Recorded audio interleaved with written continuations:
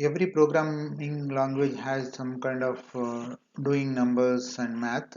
This exercise has lots of math symbols. Let's name them right away. Plus for addition, minus for subtraction, slash for division, asterisk or star for multiplication, modulus operator for a remainder. Apart from this, there are Boolean operators, greater than, less than, and equal, checking whether it's true or false.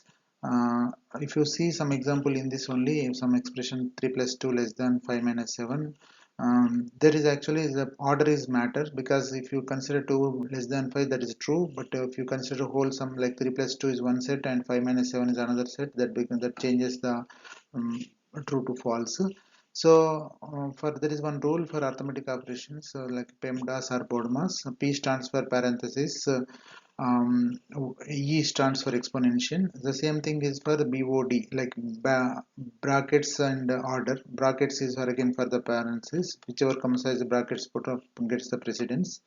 Like this, other operators like after arithmetic operators, bitwise operator and the Boolean expression assignment operators get the precedence respectively.